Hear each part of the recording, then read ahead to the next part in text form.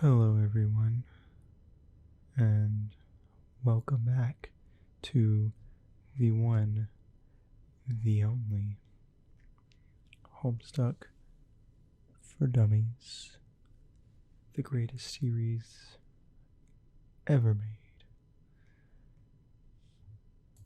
Today, we will be starting Act 4. So, buckle up, fuckers.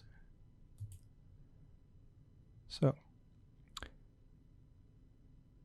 Act 4 begins with John having flown into his first gate, arriving in the land of wind and shade. We get a nice little flash animation that you can play. I'm not going to play it. Why? Fuck you. I'm going to give you a brief rundown, though, of some of the lore that we learn about the land of wind and shade.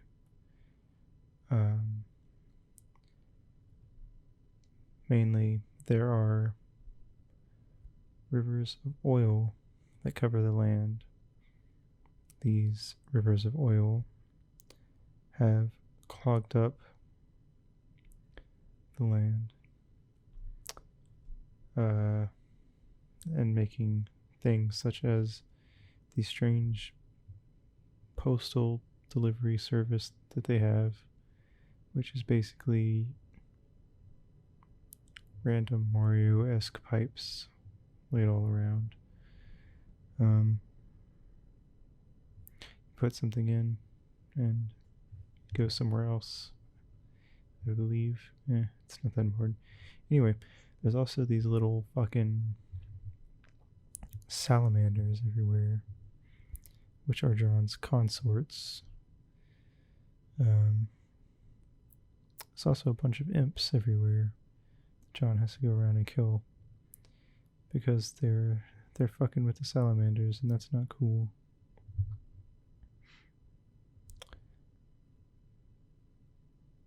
We also see that a lot of the stuff from John's house has fallen down into the land of wind and shade, and the salamanders have taken to picking up the items and using them. There are even some salamanders who have started a cult based around John's blankets. Adorable. Anyway, moving on. We go back to the future.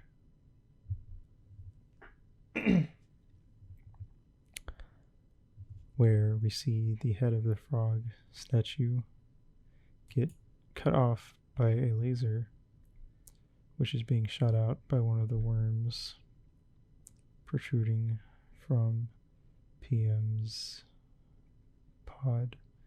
It is shooting at AR, who then fires off another rocket, which lands, killing the worm. Poor robot worm. Another one lands, and sending WV flying, where he lands with the pumpkin on his head. AR zooms in with his sniper AR thing and notices the symbol on the pumpkin, and then gets very scared and runs out of the ruins, where he then runs over to WV with his hands up, weapons dropped. PM then jumps him with her black sword and pins him to the ground.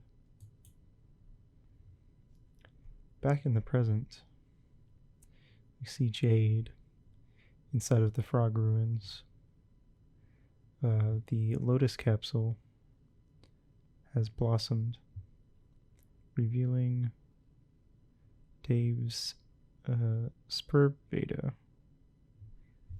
which has somehow ended up in there. Jade then takes the discs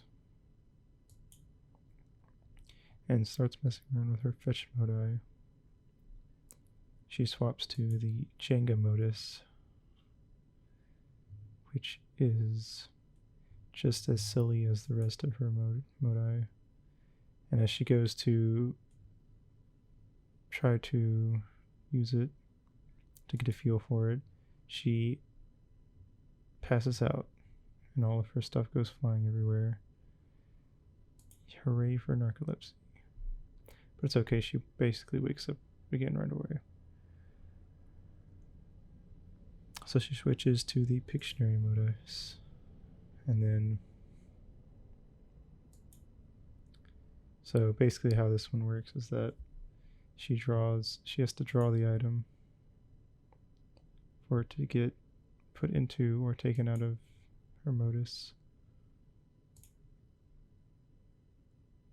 But sometimes the scribble pad has trouble figuring out what you're going to draw, like where she draws a bunch of scribbles and the scribble pad thinks that it's Charles Dutton, so she gets a ghost imprint of Charles Dutton's photo. But it does have the captcha code on the back, which means she could actually use the, I forget which machine, but the one that you use to make items and stuff. So she could actually use the captcha code to make an actual Dutton photo.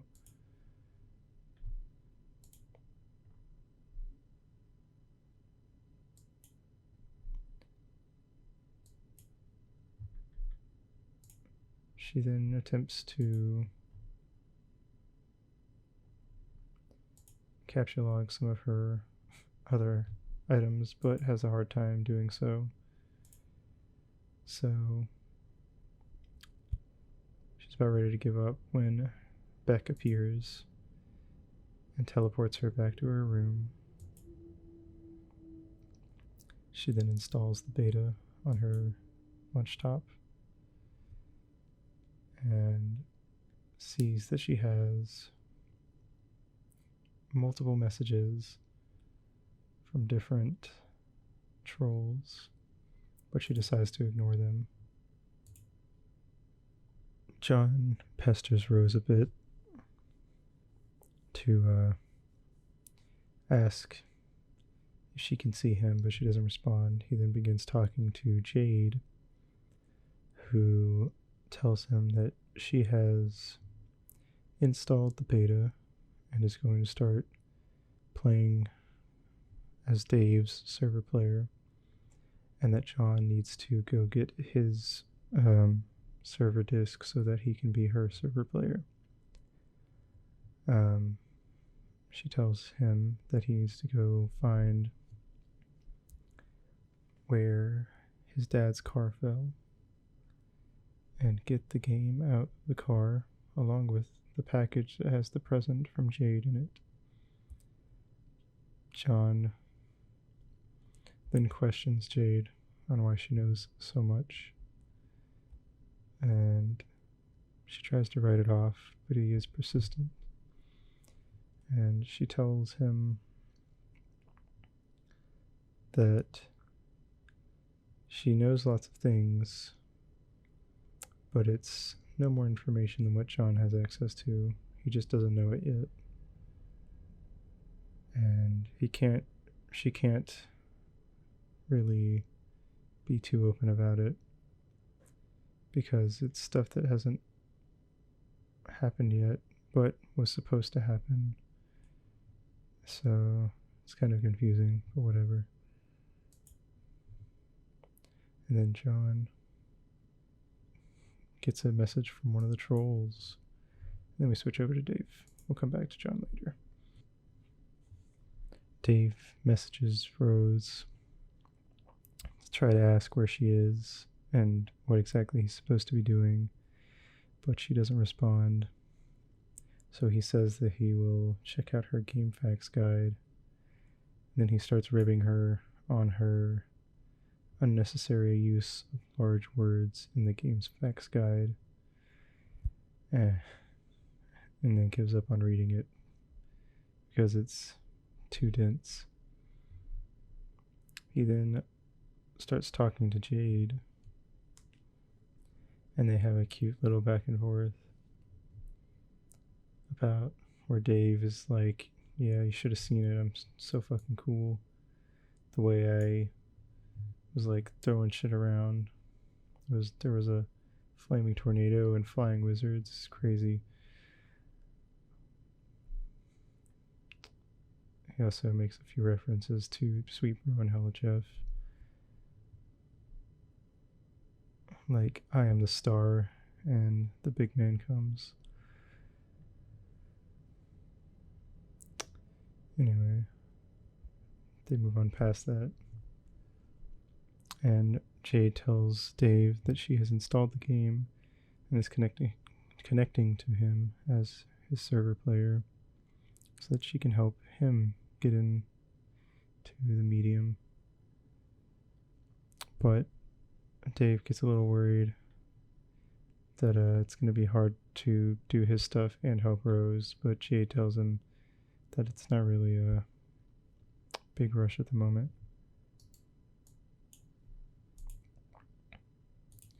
But he'll have to get in the game sooner or later because a meteor will fall on his house otherwise.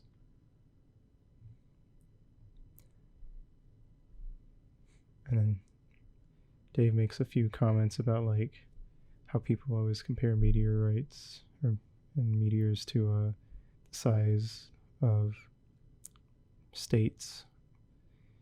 And he's like, I don't know.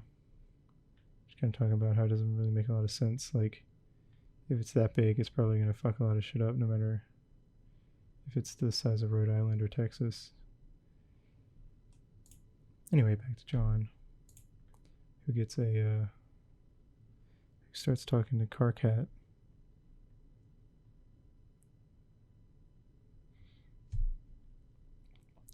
John asks how Carcat found him after John changed his chum handle.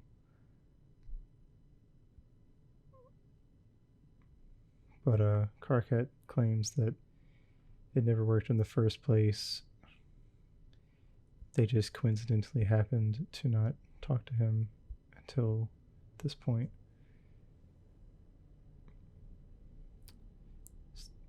Claiming that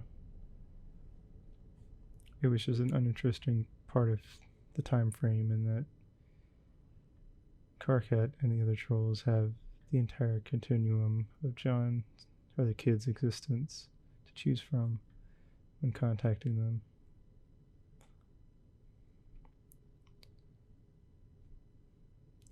John and Carcat start ribbing each other before John decides that he doesn't want to deal with this, so he's going to go. But Carcat insists that they are friends.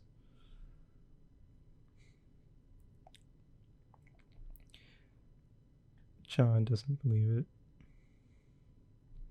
But Carcat claims that he's had multiple conversations with future John, and apparently every time he has a conversation with John, it's further and further back on John's timeline, meaning that each time John knows less and less, and Carcat knows more and more, and it is very frustrating.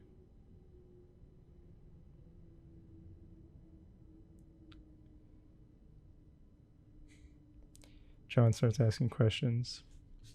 Carcat refuses to explain himself again, claiming that he'll explain all of it to future John, which is in the past for Carcat.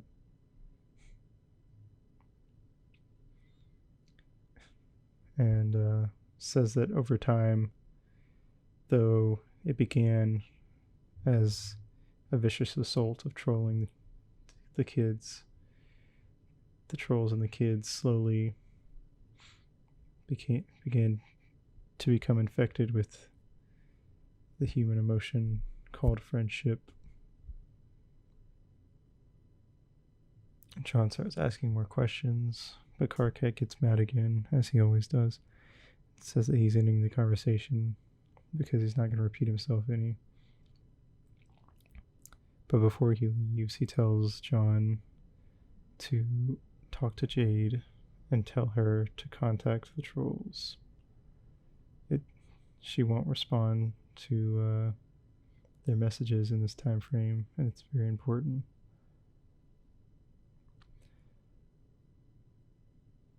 John says he'll think about it and ends the conversation to go find his father's car.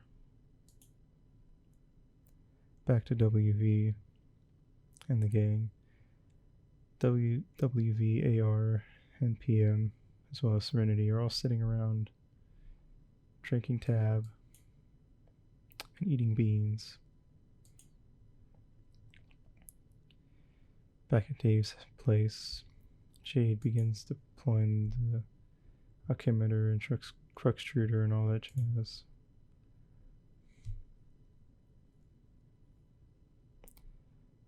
While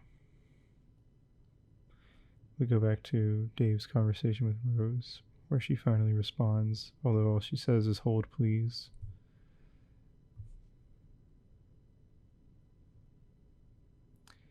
And then Dave's like, "What are you doing?" But then he stops and tells her to hold on because he's confused as to what Jade is dropping in his room. Though she's unable to set it down because of all the wires and stuff, as well as the birds.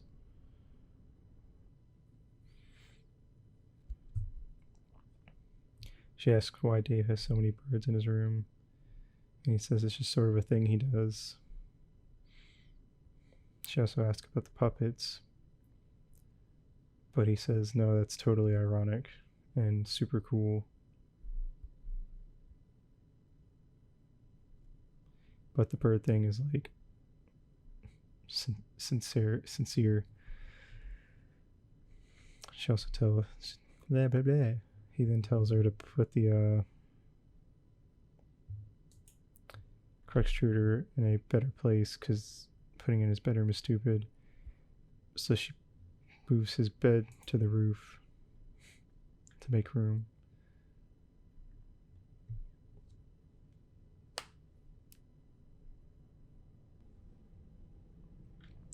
Dave then goes back to talking to Rose, who's confused as to how Jade was able to obtain the discs to play the game.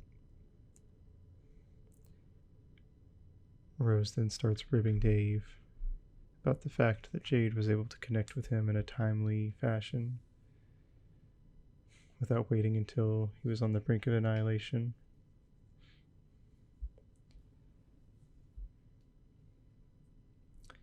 Claiming that John and Dave, the boys of the group, are incapable of getting shit done while the girls are the ones really doing the work. Dave asks what Rose was up to while she wasn't responding. Rose says that she was talking to one of the trolls, as well as John. Dave says that he should probably check up on John and asks where Rose is, but she's not completely sure as to what the strange place her house is in now really is. But we'll have to wait to see where her house has gone to. Is it the same world that John has found himself in? I guess we'll see. Jade starts tidying up Dave's house because there's just so much shit in the way everywhere. She then accidentally rips his toilet out of the floor, which is a thing that keeps happening. We then switch over to find out where Rose's house has gone. The land of light and rain. A strange place with a rainbow ocean and golden clouds. Sort of get a flyby of the world, but it seems like the majority of the world is covered in this weird rainbow ocean with only the occasional rocks and islands jutting out.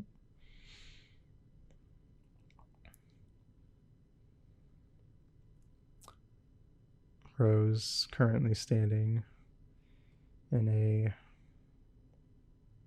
one of the clouds as rainbow rain falls on her.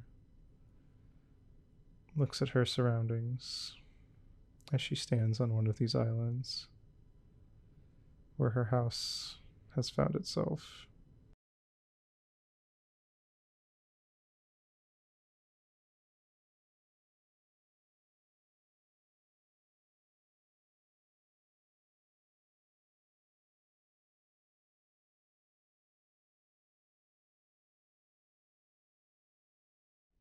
Back to the Future. AR starts chucking tab and runs back up into the frog ruins to retrieve his personal belongings now that he's cool with WV and PM. He also starts thinking about how to impress PM because he thinks she is cute. WV then shows PM inside of his pod.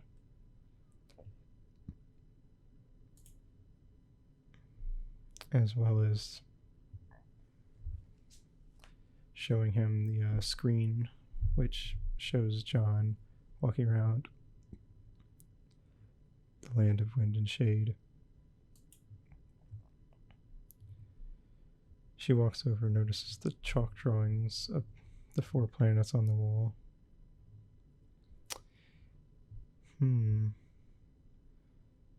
That strange black oily planet and this weird rainbow one. I wonder what they could be.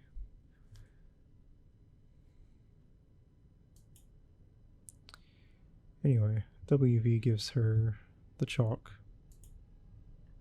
And then he smells something. He runs outside to see what it is. As PM stares at John on the screen, thinks about how there is something familiar to the boy.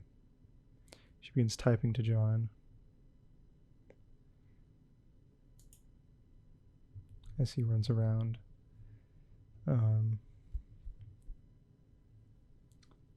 Fighting imps and stuff. And sort of watches him as he explores. If we had played the little flash game, we would have already seen this. She sort of helped John find his way around by giving him tips and whatnot. So we'll kind of skip through this. We do get a nice picture of the large spire on top of which John's house sits from afar. John then contacts Nana Sprite and tells him that he can see the house and asks why the gate took him down there. Nana says that all the gates take you down because to ascend, each time you must first descend, and that he must continue to find the gates. The next one is hidden somewhere in his land.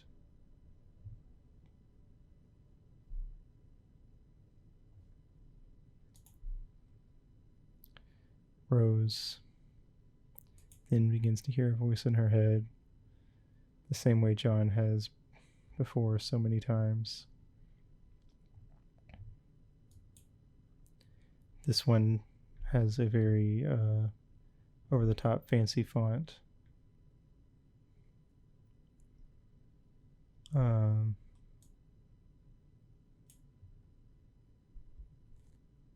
seems to be encouraging Rose to have a look around and discover things.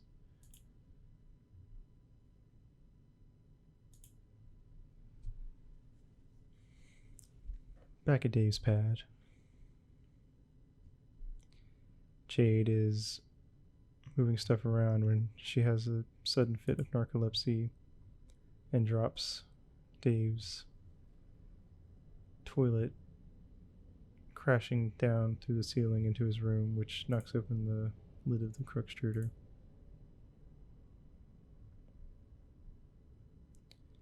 He tries to go to her for an explanation and starts going off on one of his patented rants. And she seems to be clueless as to what he's talking about, meaning that now her dream bot is the one talking to Dave. Woo. Dave begins to panic. And of course, because he's a cool guy, his way of panicking is by saying, okay, don't panic. He then says he's gonna go find somewhere to pee and for Jade not to watch him.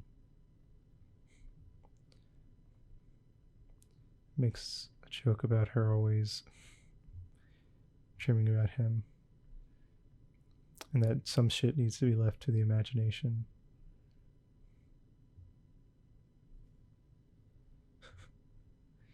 And asks why her grandpa would build a voyeur bot for a little girl.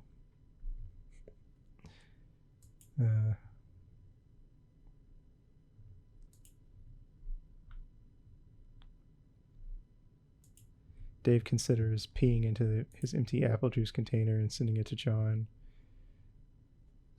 and making him drink it. Thus, bringing everything full circle from their first conversation where they talked about the scene in Little Monsters where Howie Mandel pees into the apple juice container. But he just goes into the shower and pees down the drain. Jade then messages Dave about finding a bird with a sword through it and asks if it's Dave's sword. He says it's definitely not.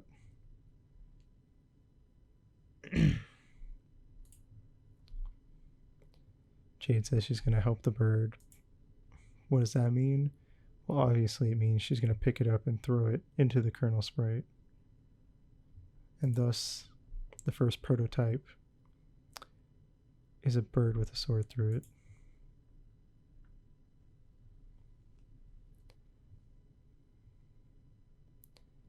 Dave is getting very annoyed by Dream Jade's shenanigans. So, he asks where she's sitting. She says on the bed. He asks what side. She says the right side. He tells her to lift her left hand and just swat the air to her left, which causes her dream bot to smack real Jade, waking her up. So now she can be a little more logical and whatnot, because Dream Jade is just too silly and such, and doesn't have as clear of a head. Go back to the future again, where everyone's just hanging out.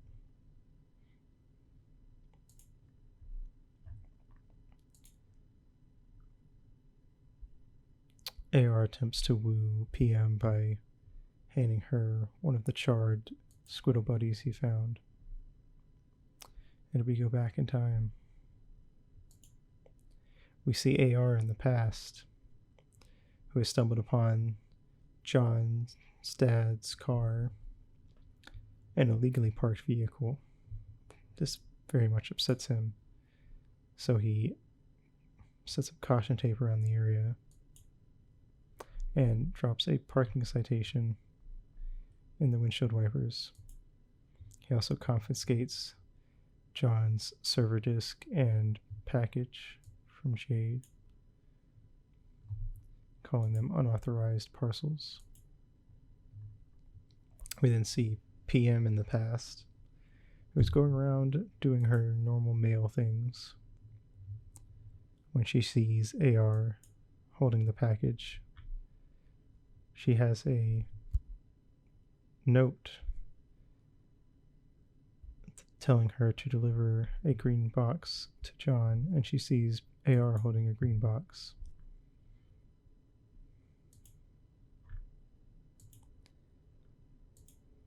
We see John fighting some monsters, and he starts getting his ass kicked when suddenly a strange gun barrel pokes out of the woods, firing off and killing the monsters.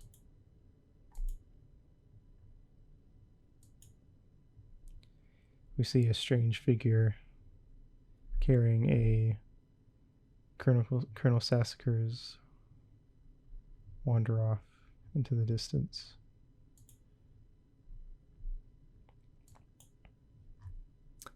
Back in the future, AR, PM, and WV all stargaze.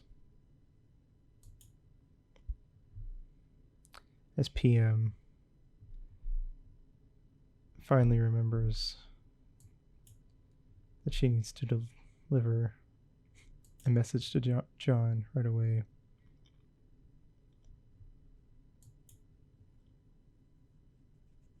She then finds a stone tablet, and it is telling her to get the other thing that AR was holding, which is the server disk. And she starts wondering how she's going to get it.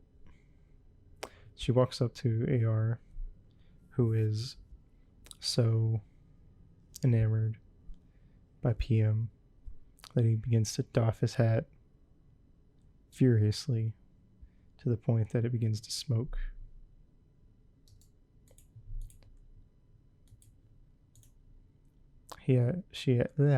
PM asks if she can retrieve the parcels. He denies, however, because they are illegal contraband.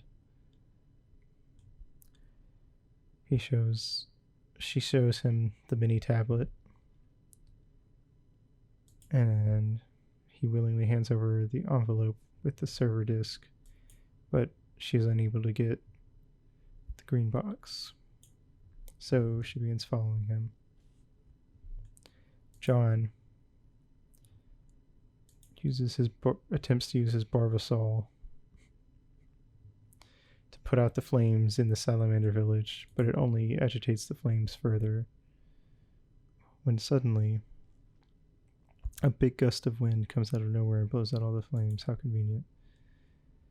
The townspeople rejoice and give John all the credit, claiming him a hero.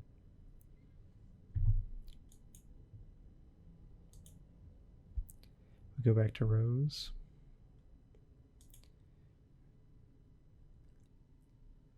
who looks around her house a bit and then follows a set of footprints to where Jasper's tomb had once been. She heads down, follows the hallway, which then leads out to a strange little dock where a boat seems to have once been tied. There's a half-empty martini glass at the end of the dock.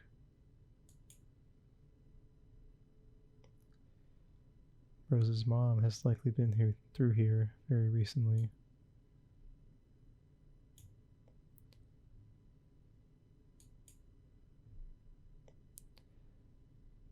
Back in the future, WV names himself the mayor of Exile Town, which he builds with AR.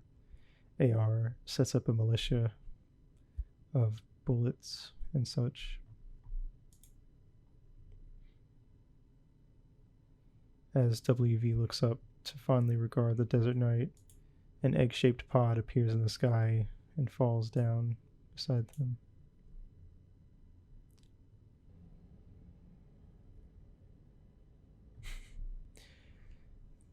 Jade then makes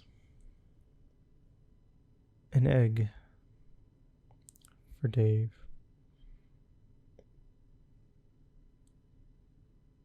which is his entry item. He then gives Jade shit for setting one of the machines on top of the AC on his building's roof.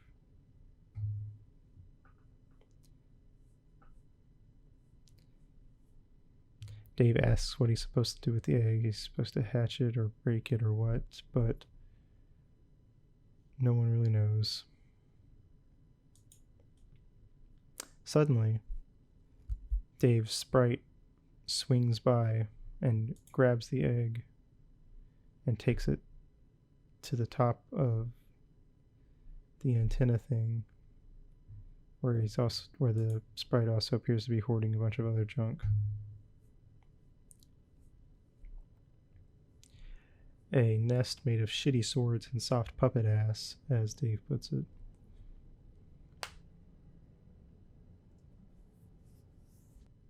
Jade then deploys the Designix, or she attempts to, but she can't. That's the thing that makes items. We then learn that each subsequent server to start playing the game starts off with more build grist than the previous, whereas Dave started off with 20 or 200 to use in Rose's world, and I believe Rose started with John words characters. Rose had 20 when she was Sean's server player. Dave had 200 when he was Rose's server player, and now Jade has 2,000. So it seems to get a little easier to get things going each time, which means John will probably have 20,000 when he starts. Dave asks what he should do with his useless copies of the game, and she just tells him to hang on to them and then do whatever he is naturally compelled to do with them later. She also connects the jumper block extension, which helps make items. It's not particularly pertinent that we really go over that, though. Dave then installs Grist Torrent on his computer, which allows him to illegally pirate John's grist, because John just has a shit ton that he's not using. We then go to Rose, who starts talking to John. She tells John that she does not see any oily rivers or whatever, just an ocean. So keying John in on the fact that they're probably not in the same world. They also talk about the trolls a bit. And then we learn that Rose can no longer see John. Apparently she can only see inside of his house, which is kind of a relief for John now that he knows he's not being watched all the time. Rose then switches over to talking to one of the trolls, Gallows Calibrator, who talks in leet speak in all caps. The troll begins trolling Rose, who asks out of confusion if they are actually just trying to fuck with the kids or if they want to be friends. And the troll mentions that Rose's text smells very good. When Rose asks if the troll smells words, they reply with, "You don't." And then Rose just says, "Right, aliens, I forgot." The troll mentions that while the other trolls started this whole thing in an attempt to fuck with the kids. Sooner or later, the other trolls are probably going to decide that it's beneficial to be nicer to the kids. But this troll says they intend to stay pissed at the group forever, even if they seem helpful. And then we learn that not all of the trolls are moving backwards on the kids' timeline. They all seem to be doing it their own way.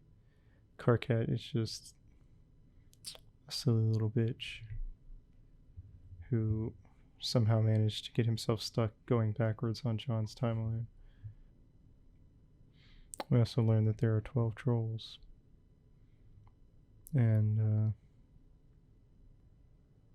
apparently every session of this game is very different. We also learn that the exiles, aka WV, PM, and AR, are on Earth, just far in the future. After the meteors fucked everything up, now it's just a big desert.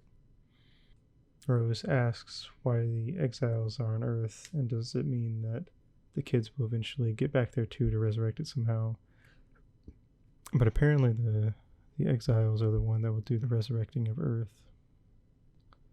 And if they are successful in a few thousand or maybe even millions of years, the technology will get good enough for this to all happen again.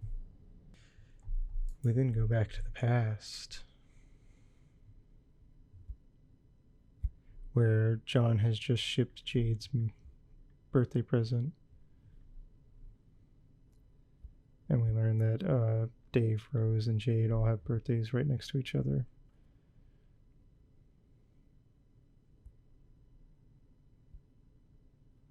And then John derides himself because his package probably won't get to Jade in time because he forgot that she lives super far away.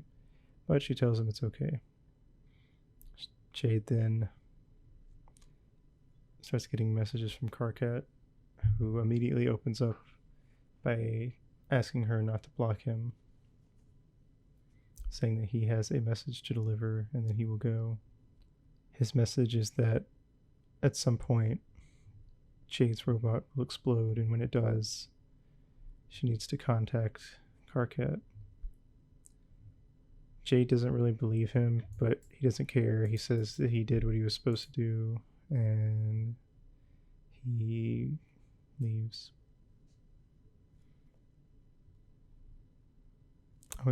She then goes back to talking to John, and they sort of talk about how annoying the trolls are, and John mentions possibly changing his pestachum handle. And then we get a look at Carcat, the boy, cringing from pure anger at his computer desk. And suddenly a package appears, apparently from Jade's pen pal. It seems they've been working on a thing for John together. John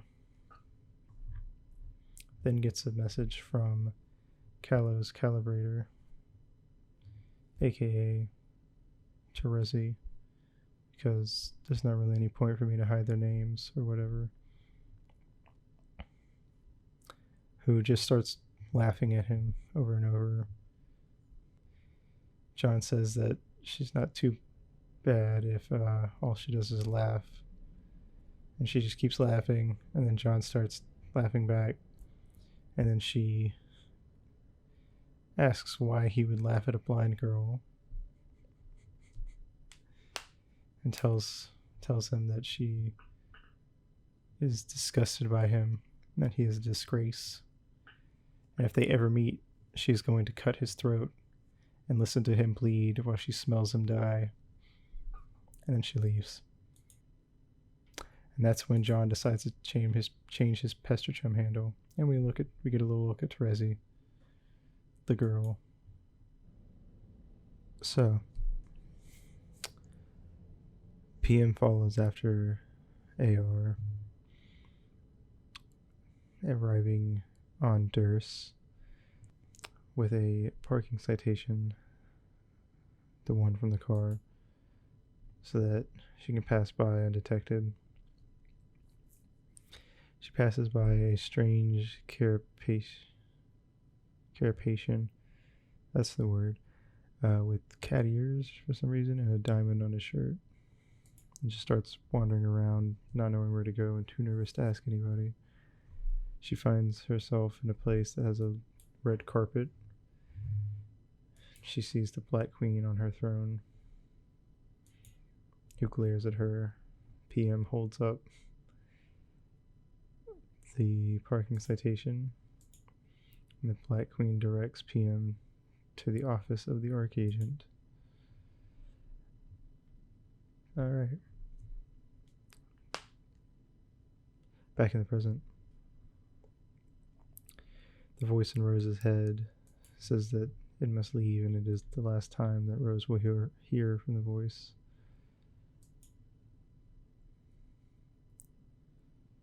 Rose, now free of the voice in her head, starts considering where to go forward. She picks up the martini, takes a sip, but doesn't like it, so she spits it out comically. And then in the future, the fourth exile appears, a windswept questant, who we will call WQ. She's standing outside of the egg, and AR and WV are very confused. PM in WV's pod is still talking to John and guiding him around, when suddenly the landing of the egg shakes the pod and catches her off guard. Present PM, I guess, finds the agent's office, and we see the green package and a shit ton of parking citations on the desk, as well as the outfit that is, I guess, meant for him. And then suddenly, who could it be but Jack Noir? Jack Noir threatens PM, telling her that the ticket better be notarized and punched in triplicate and presented with a full $1 penalty plus processing fees. PM throws away the ticket, pretending that she never had it in the first place, and explains that she is here to pick up the green parcel. Jack says he'd rather stab someone than deal with the paperwork that would go with releasing the confiscated freight. And any legit courier would have the pickup forms ready to go. But perhaps an understanding can be reached. And he gives PM a hit list and the black sword we see her using in the future. He demands that she bring him the crowns of the White King and the White Queen, and he will give her the box. PM departs, and Jack wonders if she'll actually go through with it. Apparently, he just makes it a policy of handing out a Regisword and a hit list to anyone who comes through his office, just hoping that maybe one of them will go through with it. Jack then opens the box, and he looks surprised at what's inside, but we don't see what's inside, because we go back to Dave, who is punching cards. But this is a bunch of not that interesting gobbledygook. But it does make some funny stuff, like this weird statue.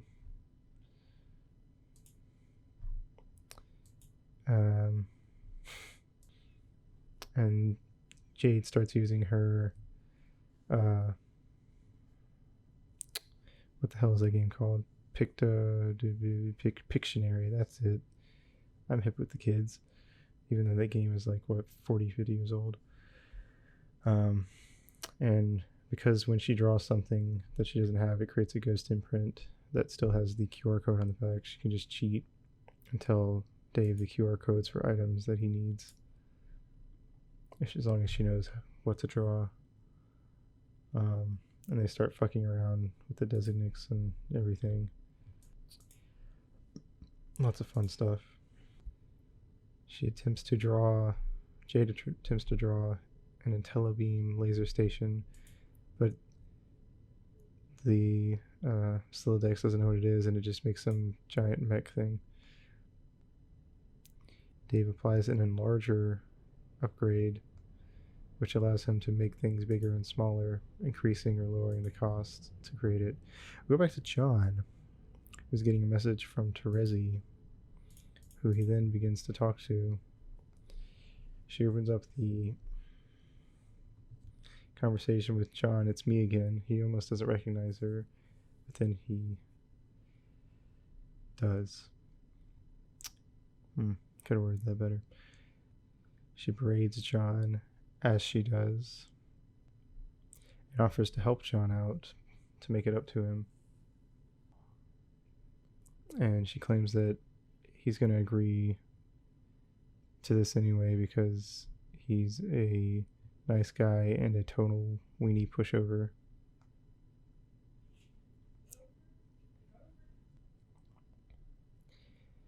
She starts telling John that she has his whole future ahead of him, so she's decided she's going to use that to help him out. John makes a joke about her having a braille screen since, she's blind. But she just brushes it off.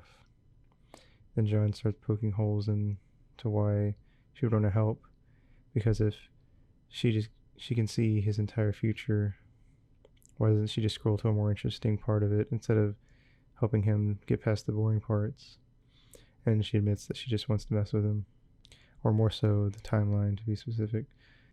Basically, she just wants to prove that she's capable of messing with the timeline.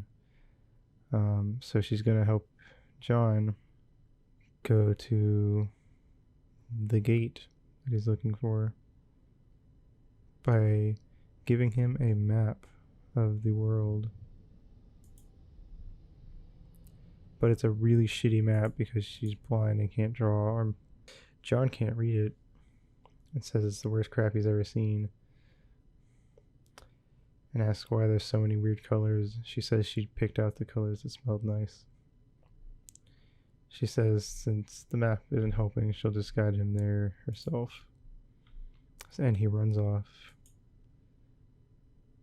Rose, at her house, is striping with some imps when suddenly a big ogre shows up, and she stabs the ogre in the eyes with her knitting needles, and then uses the knitting thread as like a fucking reins, and drives the ogre off the house into the rainbow waterfall where it drowns.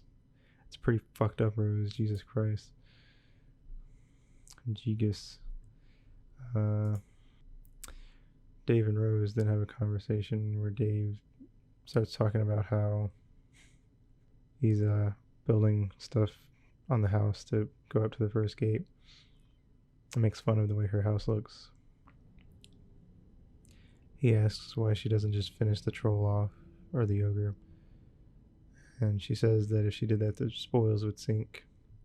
And also that killing it seems a bit malicious. But Dave calls her out because she just stabbed it in the eye and then used her knitting thread as reins to make it fall off the cliff. So, yeah. Dave then answers the troll who's talking to him. Her name is Kanaya, because no need to be cagey. You're gonna learn their names anyway. You better fucking learn their names, or I'll find you. I will recite every goddamn word of this fucking webcomic to you. Okay. So anyway, Kanaya's like, hey, yo, hi. Help. I'm having trouble being friends with Rose. You're her friend. Could you help? And Dave is like, I guess I could help. And he makes jokes about how Rose is like all super into him and stuff. But Kanaya doesn't really get it. She mistakes a lot of his weird rambling for acts of human courtship because she's an alien. Dave calls Kanaya out for having a thing for Rose. Kanaya denies it. And then after ribbing her some more, Dave moves on and is basically like, hey, just be a sarcastic asshole. She likes that. And yeah. Rose then gets a message from one of the other trolls.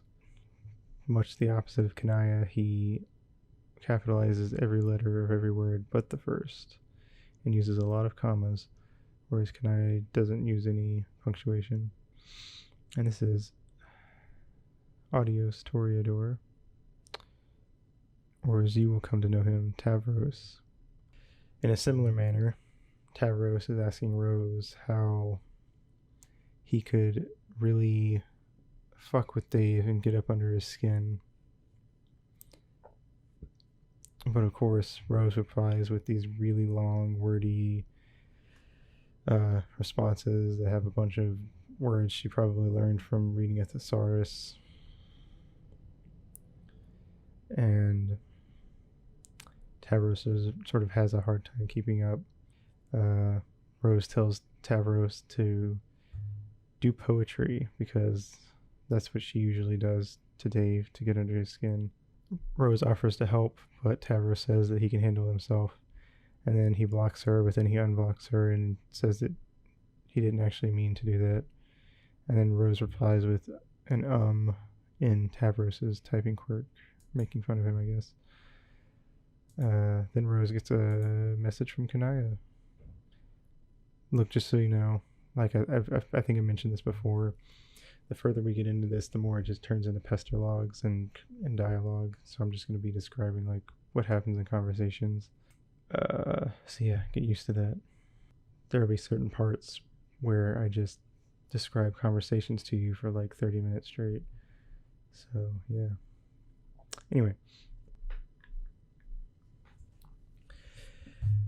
Kanaya comes in admitting that she went to Dave for help and says that she doesn't think Dave's things will actually work. Rose compliments her on seeing through Dave's bullshit. And then Kanaya coyly states that that whole opening bit was all just a ploy to get Rose to lower her guard. And then Kanaya starts talking about how she's talking to Rose in a very weird sequence of order, words, sentences, phrases. So Carcat is talking to John in a backwards order. Kanaya is talking to Rose in a very stupid order. I will put that part on screen from the text specifically so you can see. But Kanaya's first conversation with Rose is Rose's second conversation. Kanaya's second conversation is Rose's seventh. Etc., etc. It's kind of dumb. Really weird way of going about it. Don't know why Kanaya would do this, but she did. Rose apparently also doesn't remember the first conversation they had together. So Kanaya posts a copy of the first conversation, and Rose, we don't get to see it, but Rose seems to feel that it doesn't sound like stuff she would say, and the only reason that it's going to happen is because it probably has to happen for time loop bullshit.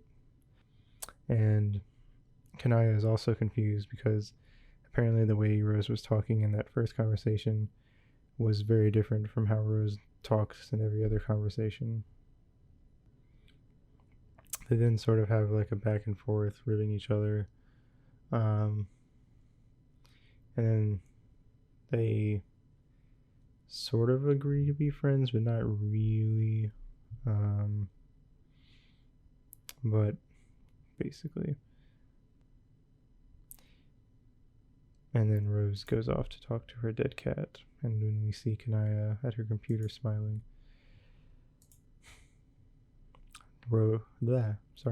Dave, who's working on his next Sweet Bro Hella Jeff comic, gets a message from Tavros, who starts rapping at Dave in raps that are even worse than Dave's.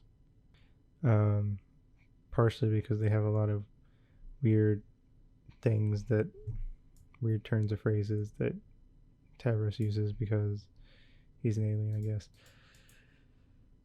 Who Dave completely ignores it and just keeps working on the comic.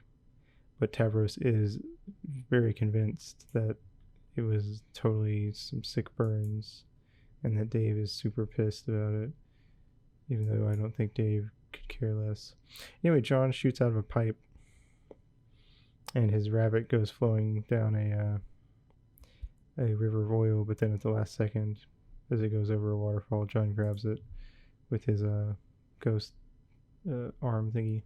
He then sees a salamander and a baby salamander and starts thinking about a scene from Con Air, which this rabbit is from initially. He then starts reenacting the scene with the salamanders. John, you dork.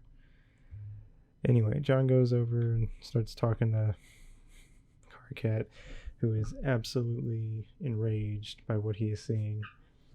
John tries to explain that he's just having fun and reenacting a scene from a movie, but it only makes Carcat angrier. And then Carcat actually admits at this point that he's watched a few human flicks, and he likes the movie Serendipity, which I have seen and I also like, because I too enjoy shitty rom-coms. I see you on that one, Carcat. Eye to eye.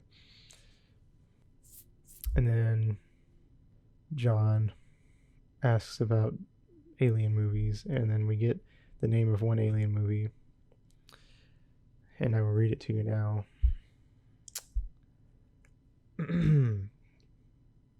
Wherein numerous vigilantes confront peril, one of them betrays the others, but it turns out to be part of the plan all along. Several attractive female leads provoke romantic tension. Why did I say it like that? Tension. 4 major characters wear unusual hats. One holds plot-critical secret. 47 on-screen explosions, one resulting in demise of key adversaries. 6 to 20 lines that could be construed as humorous. And apparently it goes on from there, but Carcat's going to leave out the rest. He says that the reason that the troll movie titles are so long and basically just descriptions of the movies is because they've had so many movies that they just had to keep making the titles dumber and dumber so that there weren't just shit tons of movies with the same name. John tells Carcat that he got a map from CG. Carcat goes over and asks her about it, but says that all she's doing is giggling like an imbecile. And then she walks over and punches him, apparently, and says it was from John. And then says that whatever she was doing with John, she already did a while ago, from Carcat's perspective at least. John doesn't give a shit about the time fuckery because it just gives him a headache. John notices that after Carcat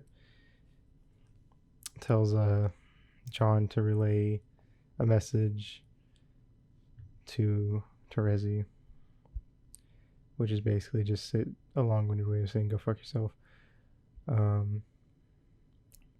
John's like, I like how you guys are basically trolling each other through us instead of actually trolling us. And then Carcat goes on to talk to John further in the past because, you know, he's doing that whole stupid thing. John then talks to Terezi, who tells him it's time to get back to cheating and then asks who he was talking to, and he says it was Carcat. And then he's like, "Oh yeah, he told me to give you a message," and then he relays it, but he twisted, and he's all like, "Yeah, he basically wants me to tell you that he's pretty much in love with you." And then Treasure's like, "Wait, did he actually say that? Can you like copy paste it?" And John's like, "Nope. Also, go punch him for me." Because that's the thing that's gonna happen apparently, if that's how time works. And then she guides John over to a place where his denizen lives, and a denizen is apparently like a huge boss monster that you fight at the end of your quest or whatever. And John's like, "Wait, I can't fight the boss monster yet. I'm not strong enough." Tracy's like, "You're right, but there's a catch. As of right now in the quest, John's denizen is asleep, which means that if John goes down there and attacks his denizen while the denizen is asleep, he'll be able to kill it easily, and then just skip to the end, basically." And she guides him over to the 7th gate, which is the final gate that leads to, the denizen boss fight. But before that, he has to go back to his house to prepare. We go back to the future, where AR and WV are working on Cantown. They make a crown for WQ. PM sees this and grabs her sword and comes out. We go back into the present with PM, who approaches the White Queen. And PM tells the White Queen all about everything. The White Queen thinks for a minute, then hands over the ring that the White Queen is wearing, as well as the crown. Then we go back into the future, where WK, who, if you haven't figured it out yet, is White Queen as an exile, puts the crown that WV and AR made on PM's head. PM is now in charge, bitches. Back to Rose. She's talking to Jasper Sprite, but all he can do is meow, apparently. And purr. But then suddenly he starts talking, because he just didn't feel like talking before. He starts talking about Rose's denizen, who apparently ate all of the fish on her planet before going away to take a long nap. Rose starts questioning Jasper Sprite about a lot of stuff. Jasper Sprite tells Rose that she is the seer of light, and he doesn't really know what that means, but he believes that Rose will figure it out and go through her quest and do a bunch of cool stuff because he believes in her, because he's a good kitty. Rose then pesters Jade and tells her about it. Then Jade tells Rose about the dream selves and how eventually they'll wake up, and Jade's dream self is already awake. Blah blah blah. And she can control her dream self more easily because she has that robot. And Rose, Dave, and John's dream selves are all still asleep. Rose asks how to wake up, but Jade doesn't really have like an answer for that. Says something about the stuff written on Rose's walls.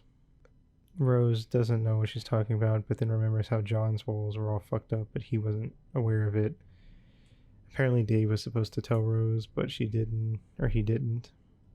So then Rose messages Dave and is like, "Hey, can you take a picture of my room and send it to me?"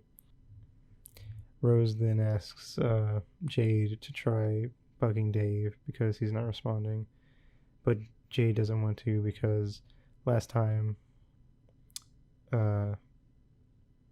Dream Sleep Jade talked to Dave, which Jade is asleep right now, so it is Dream Jade. Last time Dream Jade talked to Dave. Dave tricked Jade into slapping herself awake and made her promise not to bother him while she's asleep. They go to Dave, who's climbing up the radio tower antenna thing on top of his apartment building to get to the egg that is his entry item, and we see a giant fucking meteor coming towards him. John crafts some shit while talking to Terezi. He makes a rocket pack, which he will then use to fly to the final gate, apparently. The code for the rocket pack is Pachoo, which is very funny. And confuses John at first, but then he makes the rocket pack after some more deriding from Terezi. He then gets a message from Dave, who says that he's in the medium. So I guess he got the egg. John asks how it went, but Dave says he doesn't want to talk about it. Then he asks John what he's up to, and John's like, I'm about to rocket pack and blast off into space. Dave asks for advice about prototyping his kernel sprite. He was going to ask Rose, but apparently she's asleep. John says he's not really sure what to do the second prototyping with, unless he's got like an old dead grandparent or something laying around. And apparently the kernel sprite is hinting at Dave to prototype a thing, but he doesn't like the idea. He doesn't say what it is though. And John's like, well, I'm busy, so I'm gonna go. And Dave's like, okay, well, you're probably fucking shit up, but see you later. John then blasts off towards the 7th gate. He looks very determined too. We then go over to Dave, and we see his land, the land of heat and clockwork. There's a bunch of lava and gears. Ain't that fun? Dave's got a sick-ass looking broken sword, a cool outfit. He's running around killing imps. What a total badass. Man, he's really got this shit down all of a sudden. It's almost like a large amount of time has passed. Also, his kernel sprite, apparently his second prototyping was with Lil Cow. Oh boy, I'm sure that'll have no repercussions whatsoever. But damn, apparently Dave's broken sword isn't actually broken and it can extend. And then he summons these fucking turntables that move him through time. God, it's fucking nuts, man. And he goes after a giant cyclops and kills it in a couple hits. What a fucking badass. Also, apparently, Cal Sprite can do nothing but laugh, and it's very annoying. Dave then pesters Rose. He says he can't stand it anymore, and that he's going back. Apparently, it's been 4 months, which means we've had a time skip. Rose says that it asks if he's sure it could be dangerous, but Dave says there's nothing to do. There's no way they can finish the game with a dead heir and witch. Rose says that they don't know that Jade is dead for sure, but she had a big fucking meteor come down, and no one heard from her again. So she's probably dead. And apparently John died when he skipped ahead to his denizen. So John's dead, and Jade's dead. Weehaw! And then Dave's like, alright, I'm gonna go back. I'm gonna tell John not to be a stupid fucking idiot. So he doesn't fly into the 7th gate and get killed. Rose asks what'll happen to her after Dave time travels back. Okay, yeah, so Rose is like, what's gonna happen to my timeline? And Dave's like, I don't know, the timeline might just cease to exist. But no one's really sure. But the thing with time travel, according to Dave, is that you can't overthink it. You just gotta roll with it and see what happens. But, yeah. Rose seems very worried about what's gonna happen to her once Dave time travels and changes the past. And Dave does just that. And he goes back in time. And just after Dave and John's conversation, right before John blasts off, suddenly Dave tells him to wait. As Dave appears in front of Dave, and the Colonel Sprite is still it hasn't hit its second prototyping yet. And future Dave comes back and is like, yo, tell John not to go or he's gonna die. John doesn't believe it. And then so then future Dave starts talking to John and manages to convince him not to blast off, and that he will wait and not fly away if they really are friends. Future Dave then drops all of his shit for present Dave and then jumps into the Colonel Sprite, prototyping himself. Dave Sprite is now born. John blasts off anyway. Guess he's dead again. Ba-da-ba-ba-da-ba. Then going back to Rose, who is standing in her room. We then see future Dream Rose, who ceases to exist. Very sad. And then, as future Dream Rose ceases to exist, suddenly current Rose falls over asleep. Dave Sprite then starts messaging Terezi and tells her to fuck off and leave John alone because he's a gullible idiot. And then Dave Sprite's like, look, it's not going to work. I talked him out of it. And Terezi's like, of course I knew it wasn't going to work. I've seen his future where he's not dead, you idiot. And then Dave Sprite's, well, it actually kind of did work. You did kill him, sort of, but then it just created an off-branching timeline where he died. But I came back and fixed it. And Terezi's like, oh, fuck, I didn't think of that kind of stuff. Yeah. Dave Sprite then asks if the trolls don't have a time player that would be more conscious of this type of stuff, and Terezi says they do, but she has no interest in talking to the humans, apparently. Well, apparently only the suckier trolls, when it comes to trolling, are actually the ones that wanted to talk to the humans. Terezi then says she feels bad that John went and got himself killed because she didn't actually expect it to work. And Dave Sprite's like, yo, if you keep fucking with John, I'm gonna come find you and kick your ass. And Terezi's like, that I would probably be able to kick your ass, but whatever. And then she ribs Dave Sprite for self-prototyping and apparently thinks it's stupid. She then sends Dave Sprite a picture of I don't remember his fucking name, but the redhead from Captain Planet, and is like, is this you? It says that apparently he reminds Terezi of Dave, which is funny, but whatever. She then sends the same picture again, but she draws sunglasses, a sword, and Dave's scratched record thing he has on his shirt, but she does it really shittily because she's blind. And Dave Sprite's like, okay, that was pretty fucking funny, actually. You got a little respect out of me. And Terezi's like, you know what? Maybe you're not terrible either.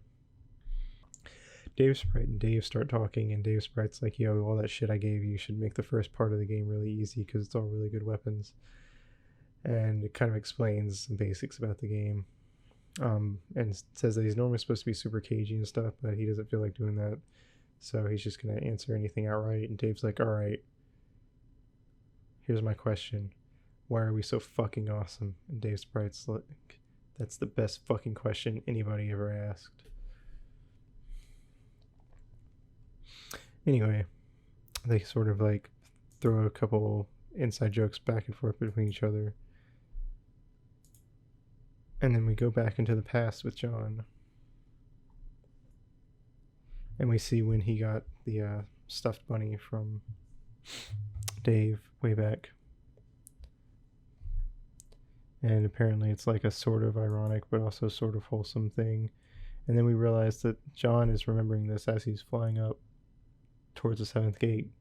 And as he remembers the present and the letter he got from Dave, he decides not to fly into the gate and pursues off somewhere else on his land. Dave then pesters him and asks if he went and got himself killed. John's like, no, I took off, but I'm just flying around in the sky, chilling. And Dave's like, okay, so you believe me about like the future me that prototyped my Carl Sprite and shit. And John's like, I mean, I guess like you're my best bro, so if you say it's true, it's true. And then John starts talking to Carcat again, who is angry as usual, and says that John looks like an idiot and a freshly hatched human larva riding around, and it's all just a big school hive rumpus respite, whatever that means. John's like, humans aren't hatched as larvae, dummy. We're born as little pink monkeys called babies. And Carcat's like, bullshit, that's not what you just told me. And he pastes the conversation. And apparently in the next conversation that John has from his perspective, which was the previous conversation from Carcat's perspective, John totally lied about how humans are born and said that they hatch from slimy pods. Anyway, Carcat also makes comments about how whenever he trolls John always seems to kind of like weirdly enjoy it, and he calls it perverse. And then John mentions that at some point they're going to become friends and succumb to the human emotion called friendship. And Carcat's like, is friendship really an emotion? And John's like, absolutely. Which you remember in a previous conversation from John's perspective. Carcat called friendship an emotion, and then John was like, friendship's not an emotion, fuck ass. Or something like that. Fuck ass is more of Carcat's word, I guess. John tries to get some useful information out of Carcat, but once again, he's very unhelpful. But then after going on a long ride, he's like, okay, fine, just ask me a question. And John's like, what's the point of the game? And Carcat's like, that's a stupid question, ask me another one. And John's like, okay, well, fucking fine, you're useless. And he starts asking other questions, but then they usually lead to stuff that John already knows.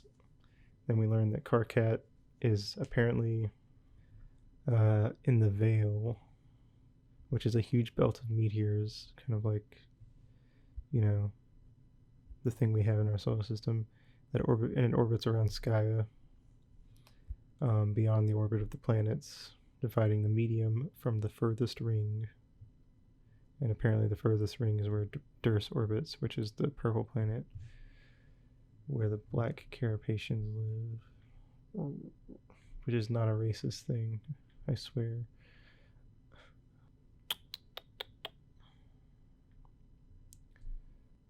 And then he talks about how the Black King and Queen are the final bosses, and you have to kill them because they are the ones that start sending meteors to Skya, and Skya's defense is to open portals that catch the meteors and take them somewhere else, and that place just so happens to be Earth, or whatever planet the players are from, and that's why the planet gets destroyed. But for some reason, normally you have months to do this, or at least you have weeks, maybe even months to do this. But John and the other kids' session is fucked because they only have a day to do it, and if they don't do it in that time, they're screwed. But then there's also apparently some other thing that happens that fucks up the game even worse, so that the game becomes unwinnable. And apparently this affects Carcat's group somehow, but we don't know how. Anyway, we go to one of my favorite flashes of the entire series. Jack Ascend plays one of my favorite songs called Black by Toby Fox. So we get a view starting at Skya, zooming out past the Veil, all the way out to Durst in the furthest ring. We see that 3 of the 4 towers are filled. Jack is at his desk, bored shitless.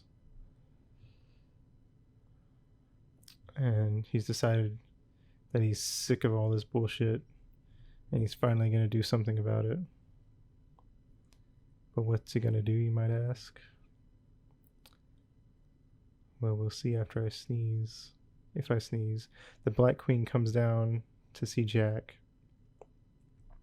to check in on him, make sure he's doing what he's supposed to, and destroys his fenestrated wall, and demands that he put on the outfit that was hanging up next to his desk.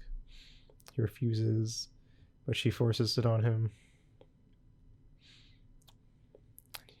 It's only furthers his anger as the Black Queen watches from the corner, enjoying his torment. We then see Rose, who is now woken up as her dream self in her room and has meow written all over her walls. What does this mean? Well, we'll see later. We also see Rose's mom beat the shit out of some giant monster. John's dad does the same. Dave's bro kills a giant lava octopus. It's crazy. Jack pulls the item out of the green box, which kills the Black Queen. How? Yeah, you'll find out later. He then picks up the Black Queen's ring and puts it on, which transforms him, giving him the Black Queen's powers.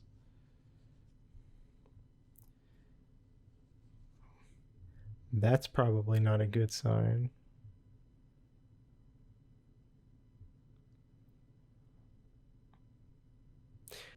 Oh, also, this flash marks the end of the first year of Homestuck. Isn't that cool? Yippee ki Within. Oh, wait, before we move on.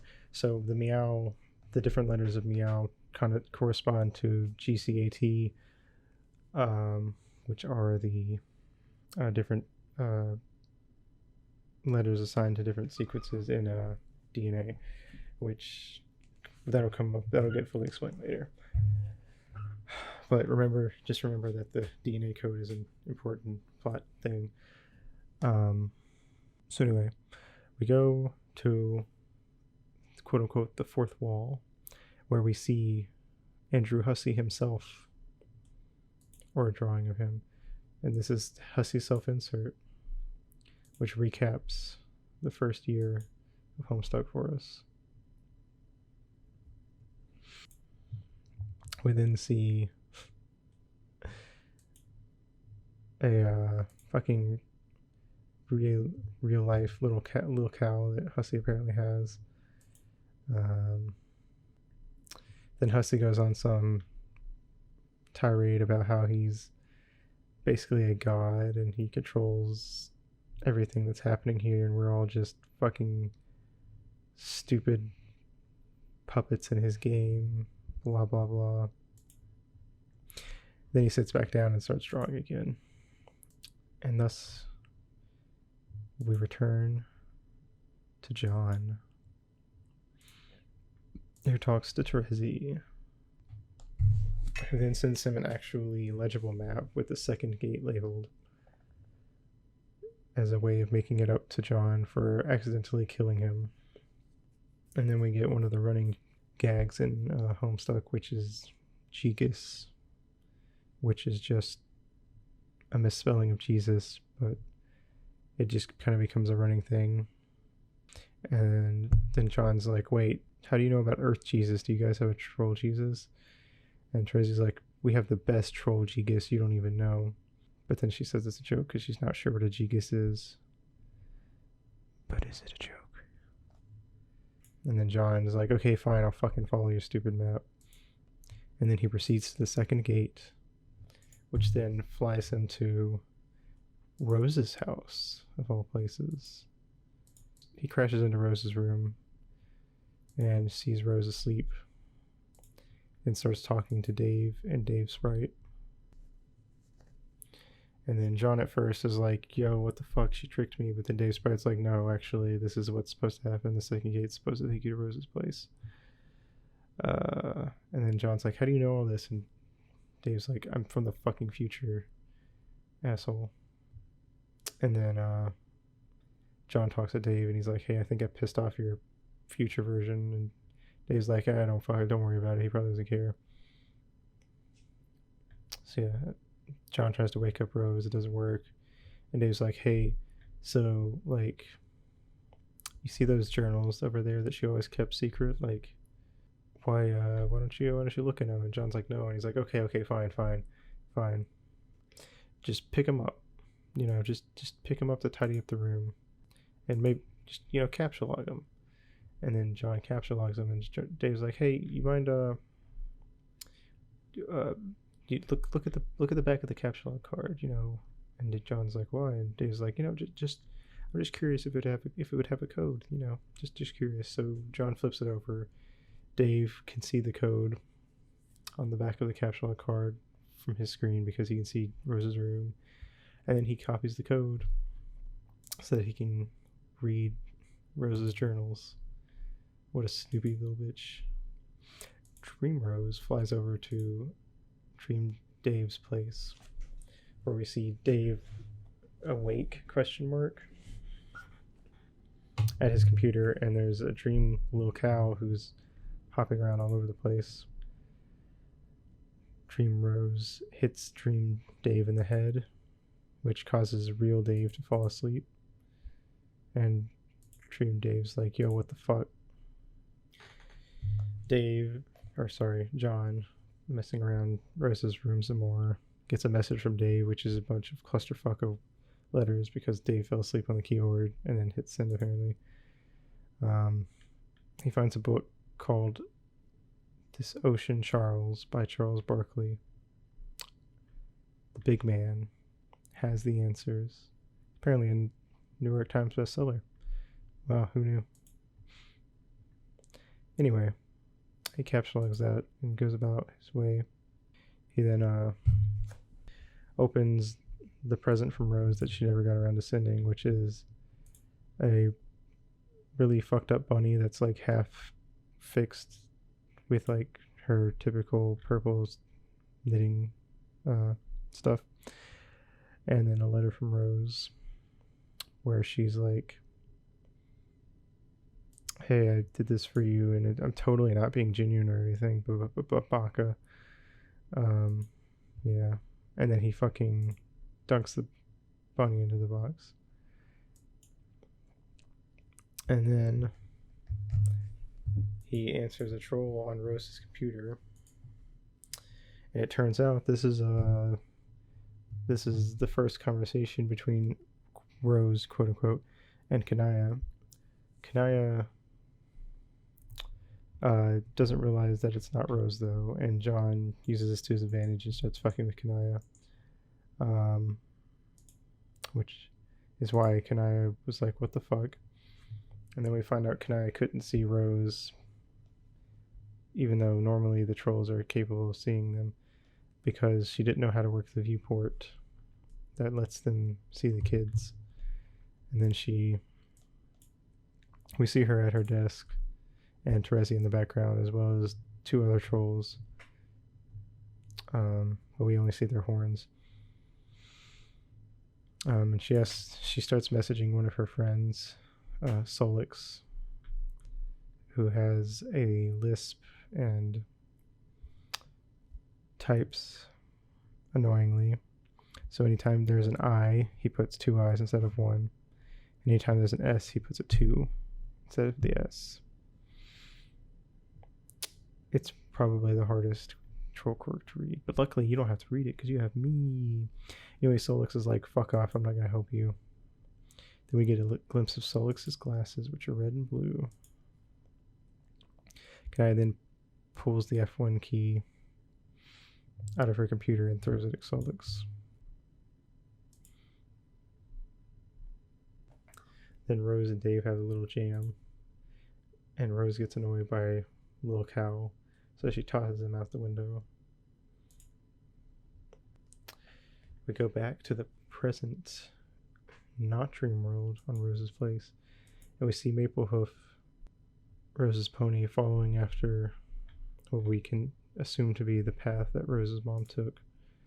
We then see Rose's mom teleport on a transportalizer. Maplehoof then also transportalizes. We then see a hat on John's planet fly off and find John's dad, who has an oily, messed up hat. We then see Grandpa Harley off in the distance wielding a Colonel Sassacre's. And the two lock eyes, and John's dad follows Grandpa Harley. Where could they be going? You might be asking yourself. Don't fucking worry about it. You'll find out later. Jesus. Stop asking so many fucking questions. God, you're lucky I put up with you. John goes to Rose's alchemitor and puts in the code that Dave Sprite gave him, which creates a giant fucking hammer called Fear No Anvil, but it's too expensive. So John shrinks it down and makes a Fear No Anvil of a size that he can actually hold.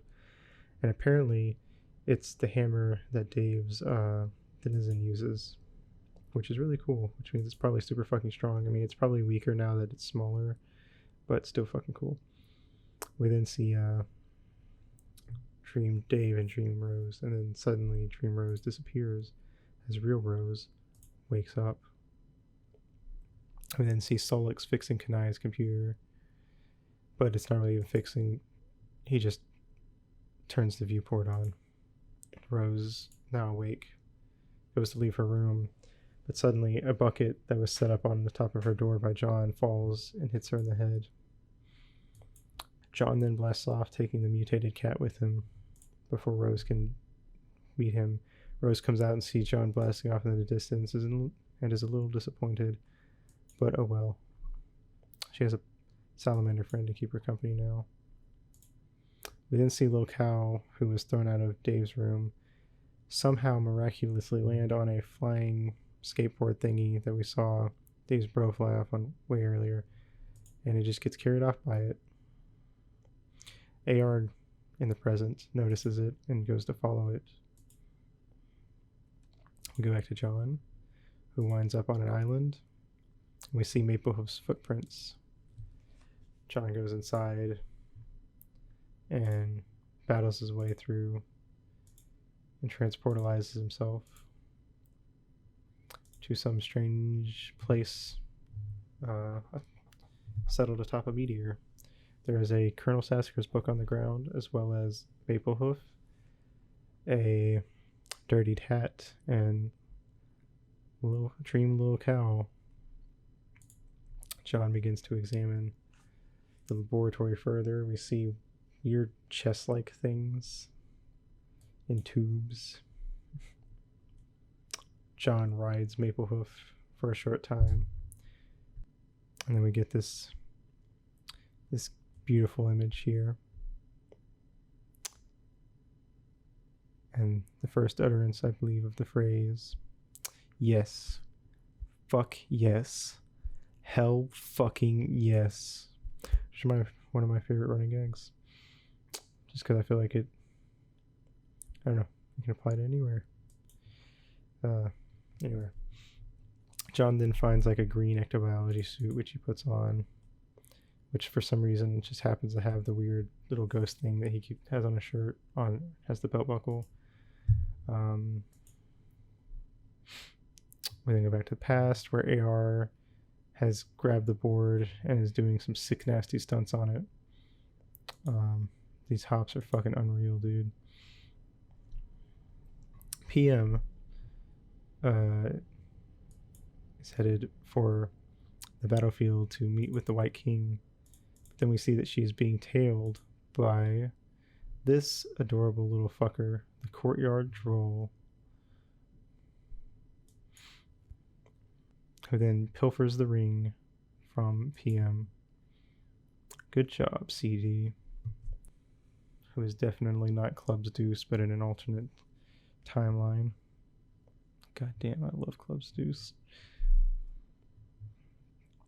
None the wiser, PM departs for Skya on the shuttle. CD then contacts DD and says he's got the ring. DD then asks if CD is wearing that stupid outfit and tells him to take it off. But CD's like, nah, I want to keep the outfit on. We then see Dream Jade, who fucking does a flying kick to CD's face and pummels him around some more before catching the Queen's ring. She then flies off to Skya to catch up with PM, but not before putting on the ring, which causes nothing to happen because it doesn't work on humans. Meanwhile, down in Skya, we see a neat little thing that shows the transformation of the battlefield over time and how it became what it is now. We zoom in and see the hills of the battlefield and its residents.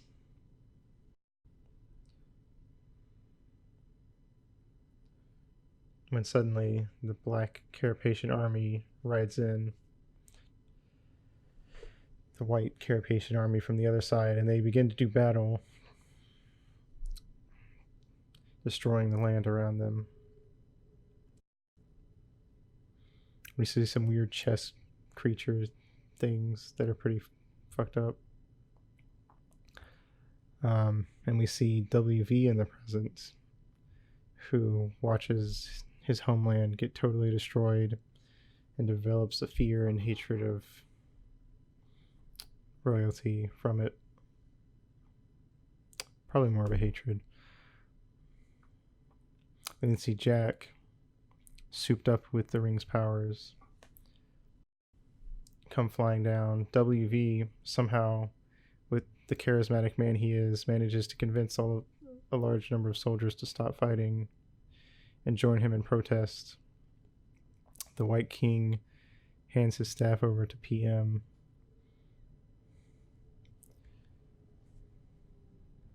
Then Jack flies in, severing the Black King's staff, making him apparently powerless, and then killing him.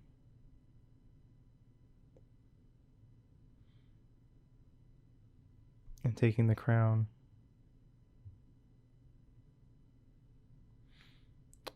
The white staff ends up flushed down a river after it's knocked from PM's hands by HB. What will happen next? Rose starts alchemizing a bunch of useless shit, so we're just going to kind of skip over this. I might put a few of them on screen just so you can see some of it. Let's just make some cool new needles and a nice outfit, though. The Thorns of Oglagoth. She then goes to work, battling the imps and such on her land.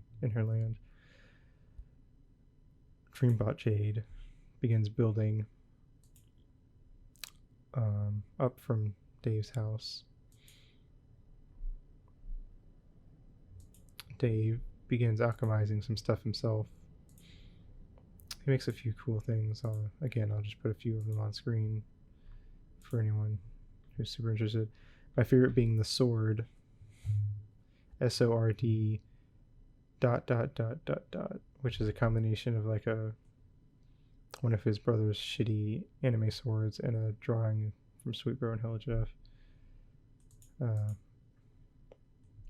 Wait, if I remember right, yeah, it's so shitty that it doesn't cost anything to make. Yeah. He also makes a skateboard called Unreal Air, which just flies off into the distance.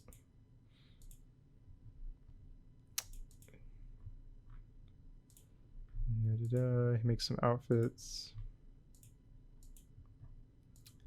Most of some more useless stuff like a fetus, a foam fetal Mr. T in a jar, and a capture void camera, which makes it so anything he takes a picture of, he gets a capture log of, which he uses to, or he doesn't do it, but he could potentially, if he wanted, and had the stuff for it, which he doesn't. He could make a copy of his brain in a jar. So that would be fucking weird, right? He also then makes the Spotifier, which costs -1,000 something. Which anything he takes a picture of becomes a Spodge comic. I will pay. He then takes a picture of Dave Sprite and makes a Spodge comic. I will put that up for you to read. He also makes copies of Rose's journals and looks at them. One of them just says meow, and one of them is a book called Complacency of the Learned. I'm not going to read you Complacency of the Learned, but it's basically just a story that Rose is writing about some fucking wizards, and all that really happens is they stand around and talk, and there's a lot of long-winded narration. So Dave bookmarks the page because he decides he'll come back to that later. Dave then pesters Rose, who burns the books. Well, specifically the one that says meow over and over, because apparently the quote-unquote gods from the furthest ring asked her to. Dave doesn't know what that means. And Dave starts talking to Rose about wizards, and he's like, I thought you hated wizards. But Rose is like, I don't hate wizards. I just hate the way my mom pretends to have an obsession with them in order to antagonize me. And Dave's like, look, I think your mom probably just actually likes wizards too, and maybe you're just kind of being a stupid teenager. But anyway, so yeah, she insists that destroying the meow notebook is important, and because they need to get rid of the genetic code, but it's too late because Dave made a copy, but he's not going to tell her that. And Dave Sprite's like, yo, like, but really, why are you burning that? And she's like, no, for real, like, some fucking gods from the furthest ring told me to. And he's like, okay, cool, you're being fucking weird. And I don't really trust the gods from the furthest ring. They kind of freak me out. So, like, maybe you shouldn't trust them, but whatever. And then, yeah. And then we see a pair of eyes outside of Dave's window. And DD enters. And then Dave and Dave Sprite talk about how it's funny how she's burning that book, but Dave has a copy of it. And then they're like, yeah, nope, totally safe in my room. Definitely not going to have anything bad happen. And then Dave's like, okay, well, I'm going to go fucking get rid of those now. And then Dave's like, yeah, okay, that's a good idea.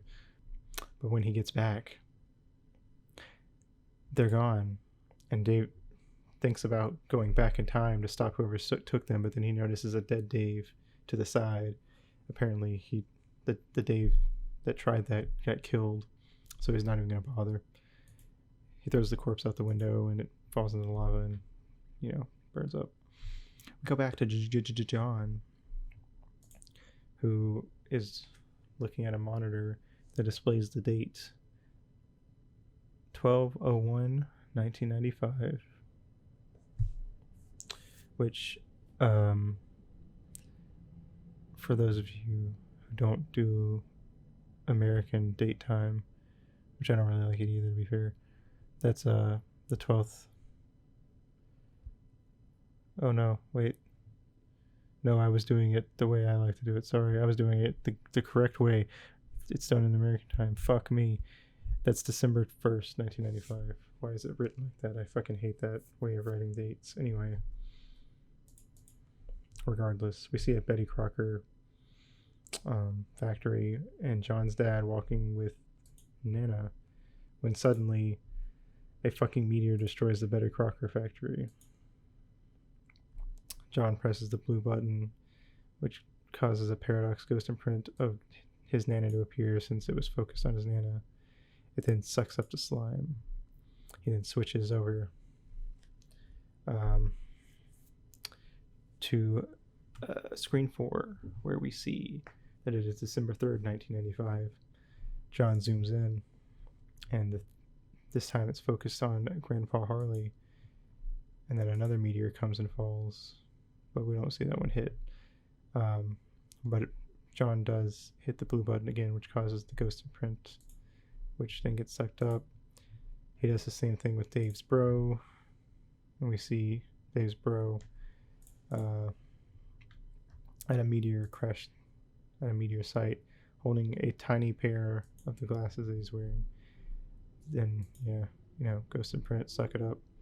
Then we go back to the Johnstown, but now it's April 13th, 1996, and we zoom in on Rose's mom, who is apparently in Johnstown on this day,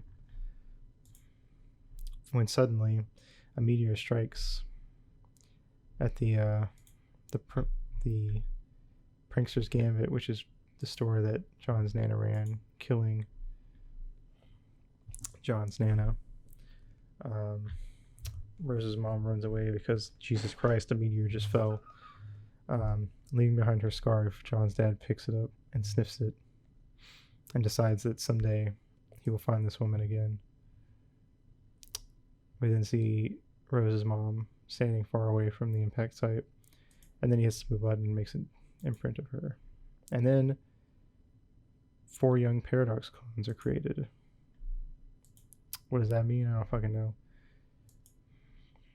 And then he hits another button, and 4 more are created.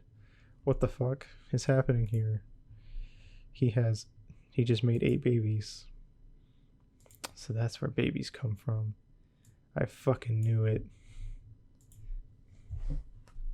We then see Grandpa Harley, who is navigating a ship through the veil. On it are Rose's mom and John's dad.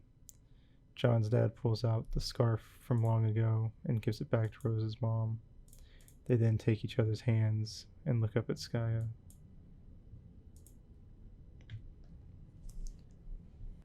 We then go back to John, who gets messaged from by Carcat, who then is like, this is exactly why I fucking hate you, you stupid asshole. And apparently we're getting pretty close to the first conversation between Carcat and John, because Carcat at this point is still not used to the whole moving backwards thing. So then Carcat basically explains what's happening, how he made Paradox clones of... So John made Paradox clones of himself and his friends, as well as their 4 respective guardians. The 8 of them weren't actually born conventionally, and they're Paradox clones because they were made here and then sent back in time, and then they live their lives, and it leads up to them, it's like a circle. They are made, and then they live their life, and them living their lives leads up to this point where they're created, and it's just a big loop. Anyway, which apparently is more similar to how trolls are born than it is humans. He also tells John about the ultimate riddle, which is apparently less a riddle and more a bunch of like stupid bullshit that that kind of just reveals lore about the worlds and what the quest is supposed to mean, and yada yada.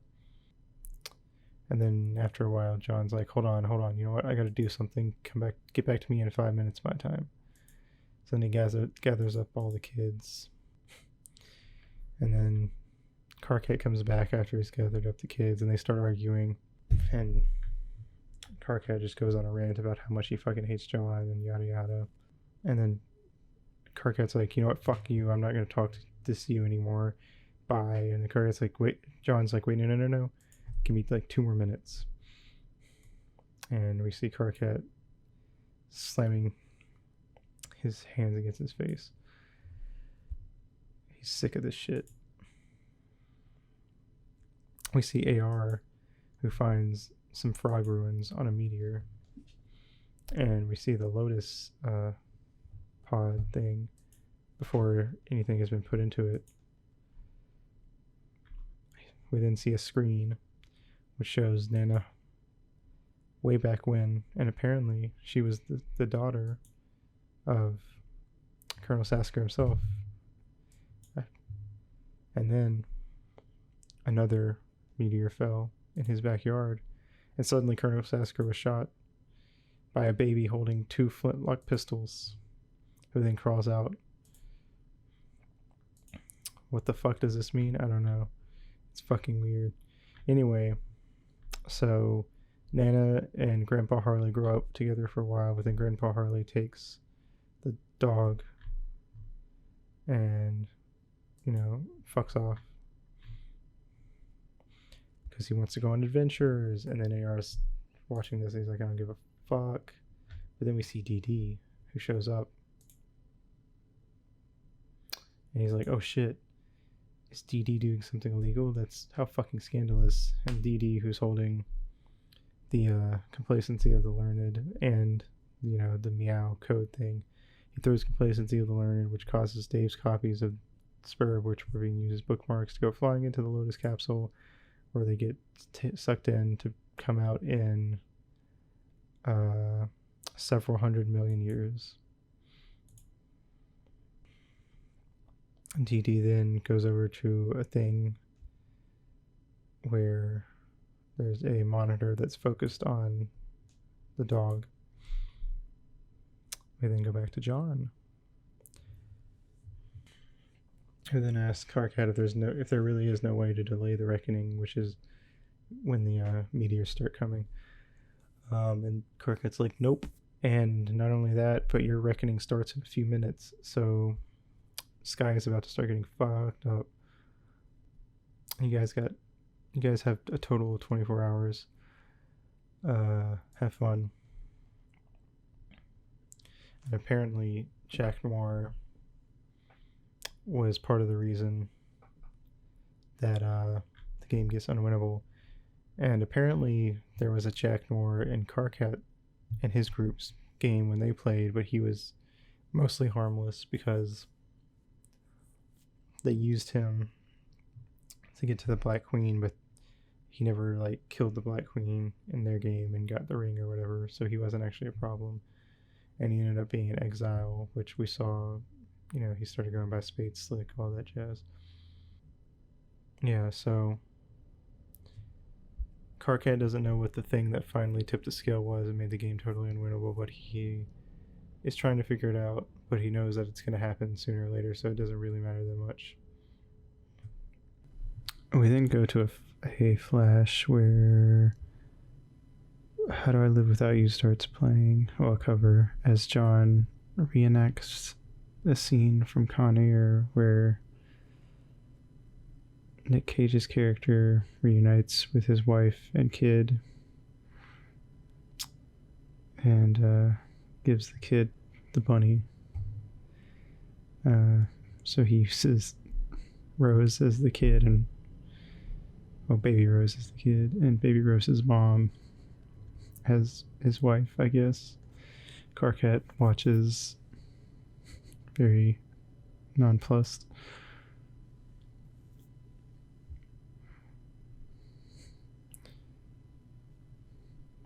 Jade's there too, so he gives baby Jade one of the other bunnies. Carcat is now banging his head.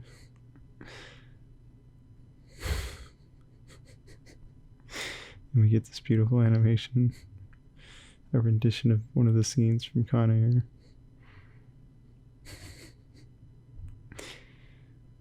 And then this, whatever that is.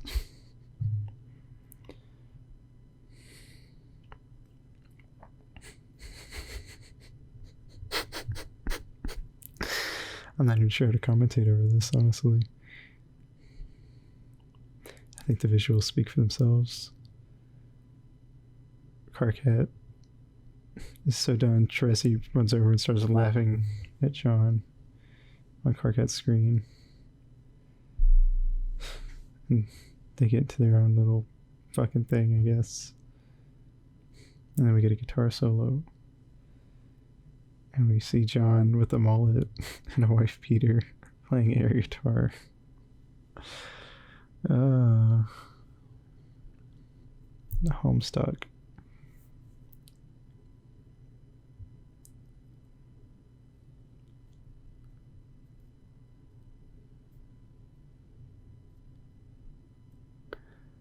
And yeah, that's it. And then Act 4 ends. Except it doesn't. We got psyched out. We got a few more pages left. Dave gets trolled by Terezi. And he's sort of staring at his own blood on his hands from the corpse he threw out the window. And then she does the thing where she finds a picture of a quote-unquote cool-looking kid online, and she draws the shades, the scratch record thing, and the sword, but it's really shitty. Which is funny with this one, because the guy was already wearing shades. And they start having like a back and forth. Kind of start to get along, and we get beautiful lines such as, "I could give myself a hernia trying to be as big a douche as that guy." And yeah, they have a good time. And perhaps come a little closer to being friends. And then Jade gets messaged by Tavros, who, unlike with Dave, he actually wants to be helpful to Jade. Well, he says that he's supposed to be trolling her, but he doesn't really know how to do that, and he's not very good at trolling. And he doesn't even really know how to work Trollian, which is the chat client that the trolls are using. Anyway, they kind of have a nice little conversation. They kind of mention Carcat a few times. Tavros mentions that dream cells can die, and everyone of the trolls' dream cells are dead, which sucks. Then we got a Rose who gets messaged by Kanaya. But Rose is in the middle of fighting, so she's basically like, "Look, I don't really have time to like deal with this, so you're just gonna have to message me at a different point. Bye." Dave continues to have his conversation with Terezi while running around killing monsters, and then Terezi sends this funny pic where it's Dave and his bro. Ha ha ha ha. And Dave is like, "Okay, yeah, no, that's pretty fucking funny. I like that one." He asks if Terezi can see his bro because he hasn't seen him in a while. But they sort of get off that subject really fast, and then kind of start ribbing each other. But they come back in a minute, and Terezi says that she has no idea where his bro is. As far as she can tell, Dave never sees his bro again before the rift, whatever that means. And then he's basically like, "Okay, what's next? Then what am I supposed to do from here on?" Terezi's like, "Well, you gotta go find the gate that takes you to a different place in your land and meet up with your consorts, which are crocodiles for Dave."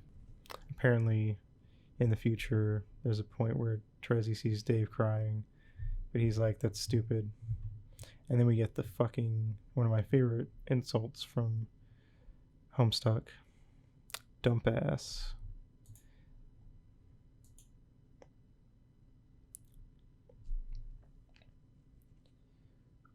Woo-ha.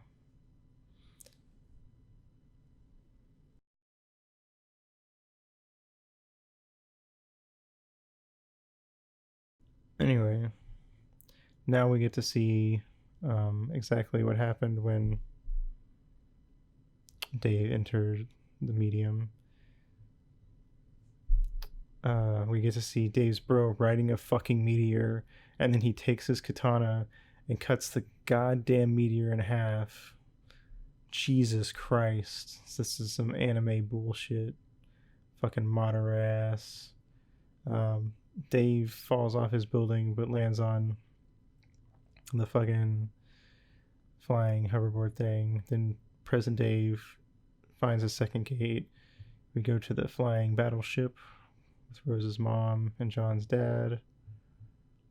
And they're flying towards Skya. On Skya, we see Jack standing in front of the two armies, and he slaughters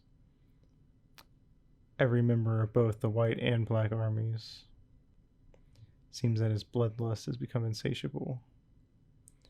He then uses his ring to send a bunch of red strands across Skya that kill basically the majority of people on the planet. Or we then see all the babies get teleported off. We see that Skya is falling apart. Then Jack gets the white scepter and uses it to send the meteors to Skya. And then we see how Beck gets made by Dee Dee making a Paradox clone of him. We then see Jade sleeping in her bed and Dream Jade flying across Prospect. We see the White Queen, who's getting ready to go off to be exiled. Jack then appears at Prospect and starts killing all the Prospicians and destroying all the planets, or destroying the entire planet thing. He then cuts the chain that connects the moons to Prospect, which causes the moon to fall towards Skya. Jack then lands on Dave's planet and starts fighting Dave's bro, and they have a crazy back and forth before Dave's bro stabs his sword into the disc they're standing on and then disappears. We get this weird fucking cutaway to Squiddles. What does it mean? I don't know. But back to the fucking cool stuff. We see pieces of Prospect falling down towards Skya, which includes John's tower. An unconscious John falls from the sky, and Jade rushes to rescue him so that his dream self doesn't die. She attempts to shake him awake, but it's of no use. He just won't wake up. And then, as the moon crashes into Prospect, she tosses John out of the way, which manages to get him far enough away for him not to get crushed. But Jade's dream self dies, which causes her robot to explode, sending Jade flying in real life out of her room and plummeting. The portals around Skya open up, catching all the meteors. We see all the kids flying off on meteors. Rose then destroys the first gate over her house. Dave flies into his first gate. And bam.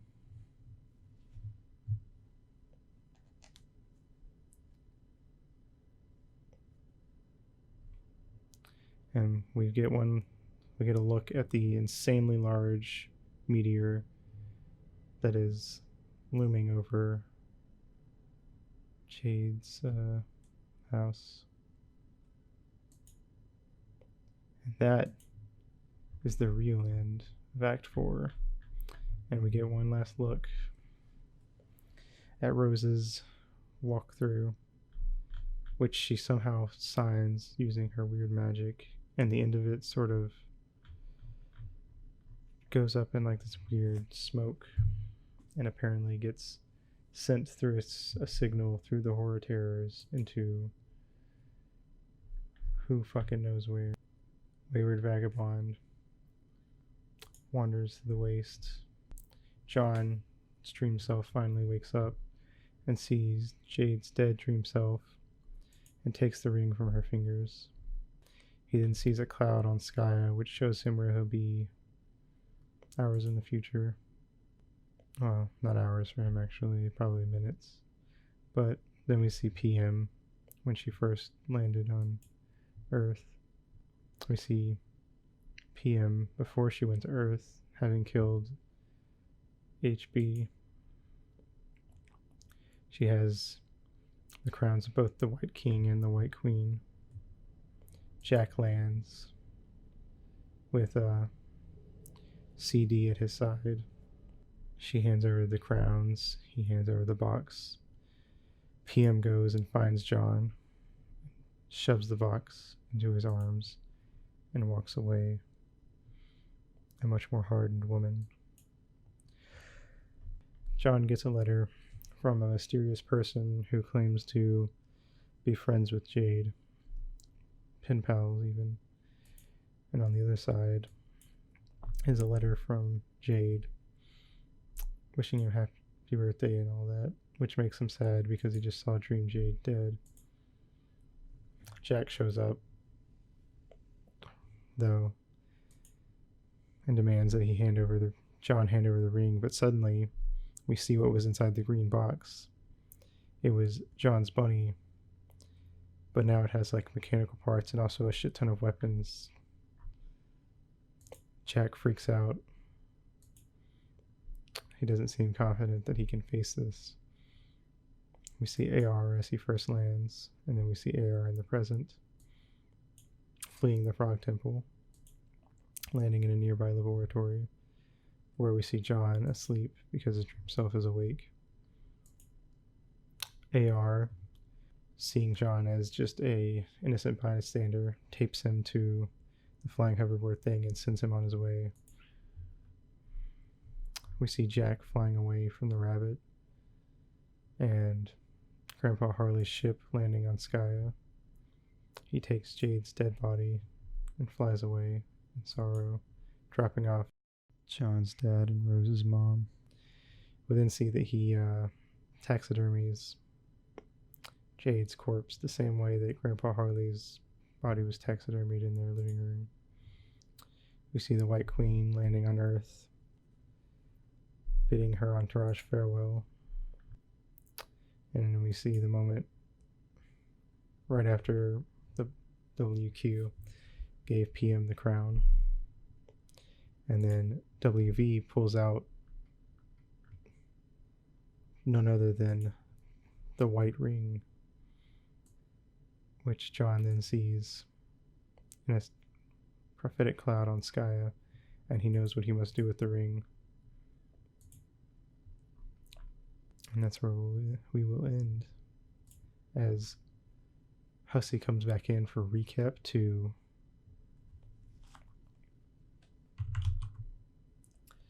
Well, gosh dang, guys, this was a long one, man. It's gonna be about 2.5 hours, maybe close to 3, depending on how much I have to cut out. But gosh, woof, it's a lot. Anyway. Regardless, I hope you enjoyed it, and I hope that it made at least a little bit of sense. And I hope you're ready for Act 5, because next time we will be meeting the trolls. And I don't just mean like occasionally getting to see them in chat logs, but I mean we will be actually getting to meet them for realsies. So anyway, until then, I hope you have a good day, or a good night, or whatever it is for you, and I will see you in the next video. Mwah.